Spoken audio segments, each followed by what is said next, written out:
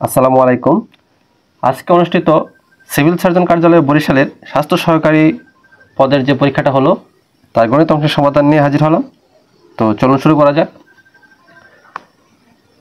সমকোণী ত্রিভুজের একটি সূক্ষ্মকোণ 45 ডিগ্রি হলে অন্য কোণটির পরিমাণ কত? আচ্ছা, তো আমরা জানি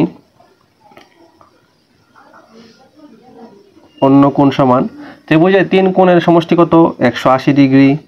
তার থেকে বিয়োগ করব আমরা সমকোণী ত্রিভুজ যেহেতু, তার মানে সমকোণ একটা আছে 90 ডিগ্রি, যোগ বলছে একটা কোণ হচ্ছে 45, তাহলে একটা কোণ এটা বাদ দিয়ে দেব। তাহলে তিন কোণের সমষ্টি থেকে একটা সমকোণ আর এই যে সূক্ষ্মকোণটা দেওয়া সেটা বাদ দিয়ে দিব। তাহলে 180 ডিগ্রি বিয়োগ 90 আর 40 কত? 135, তাহলে থাকবে কত? 45। ঠিক আছে, যেহেতু 3 নম্বরের প্রশ্ন এই জন্য একটু বিস্তারিত করে দিলাম। হ্যাঁ, না হলে তো বোঝাই যাচ্ছে যে 180 ডিগ্রি একটা 45 হলে অপরটা 45। ঠিক আছে, নৈর্ব্যক্তিকে আসলে একদম সহজ। 4 ধরনের চতুর্ভুজের নাম লিখুন। আচ্ছা, তাহলে 4 ধরনের চতুর্ভুজ হচ্ছে আয়ত, বর্গ, সামান্তরিক, রম্বস, ট্রাপিজিয়াম, সবগুলো হচ্ছে চতুর্ভুজ। ঠিক আছে, আচ্ছা যেহেতু 4টা বলছে 4টা লিখলাম।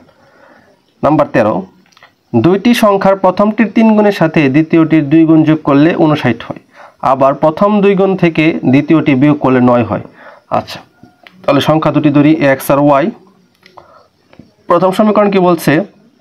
প্রথমটির 3 গুণের সাথে, তাহলে প্রথমটির 3 গুণ 3x সাথে দ্বিতীয়টির 2 গুণ 2y সমান সমান হচ্ছে কত? 59 হয়।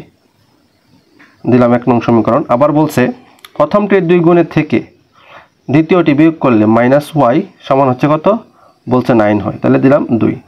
আচ্ছা, তাহলে দেখুন আমরা যদি এটা অপনয়ন পদ্ধতিতে করি সমীকরণ সমাধানের ক্ষেত্রে, দেখেন আমাকে এখানে আছে কি দ্বিতীয়তে আছে শুধু একটা y, তাহলে আমি যদি 2 নংকে 2 দ্বারা গুণ করি তাহলে 2y হয়, তারপর যোগ করে দিলেই এটা কিছু একটা হবে। হ্যাঁ, তাহলে আমি কি লিখতে পারি? 2 নংকে 2 দ্বারা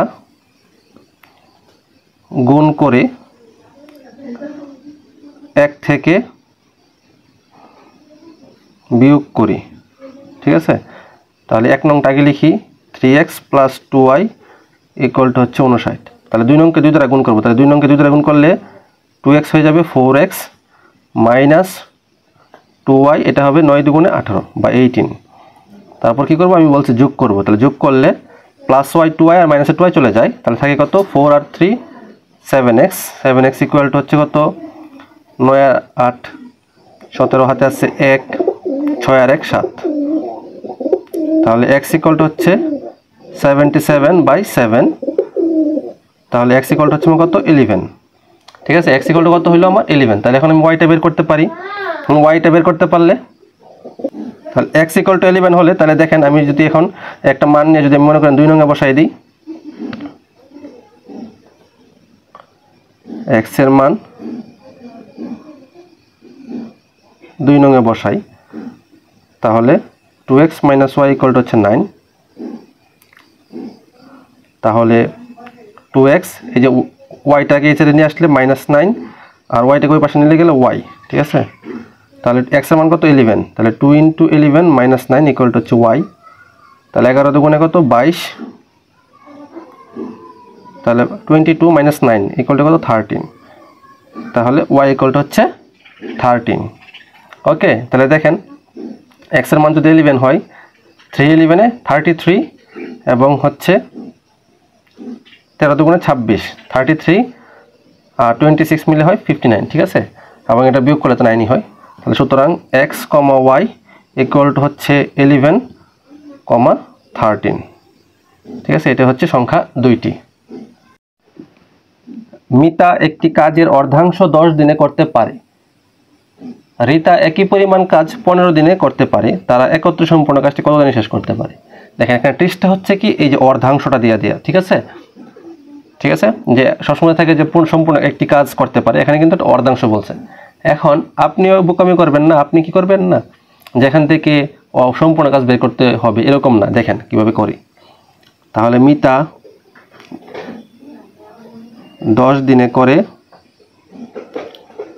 অর্ধাংশ, অর্ধাংশ মানে কি, যে কোনো কিছু অর্ধাংশ মানে কি 2/1 অংশ, ঠিক আছে।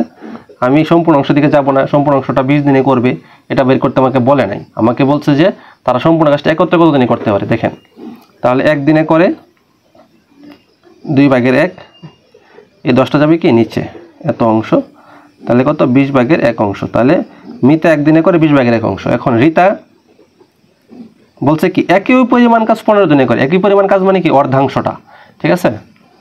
তাহলে রিতা 15 দিনে করে 2/1 অংশ অর্ধাংশ, তাহলে একদিনে করে 15/1 অংশ সমান হচ্ছে কত 30/1 অংশ, 15 দুগুণে 30। তাহলে এখন দেখেন 2 দিনে আমি মানে একদিনের কাজ পেয়ে গেলাম, তাহলে একদিনের কাজটা আমি কি করব একত্রে করে দিব। তাহলে একত্রে একদিনে করে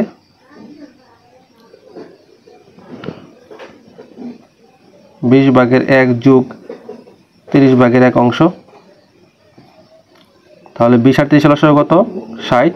তাহলে 20 দ্বারা 30কে ভাগ করলে 60কে ভাগ করলে হয় 3 যোগ 2 অংশ, তাহলে 60/3 আর 2 5 সমান হচ্ছে 5 দিয়ে কাটলে 5 12 60 আর নিচে এরপরে 1, তাহলে 12/1 অংশ। তাহলে একত্রে 12/1 অংশ করে কত দিনে একদিনে, তাহলে সুতরাং 1 অংশ করে, এখানে লসাগু থাকলে ভগ্নাংশ থাকলে সেটা উল্টে যায়, একদিনে সমান হচ্ছে কি 12 দিনে। তার মানে কি তারা একত্রে কাজটা করবে কত দিনে 12 দিনে।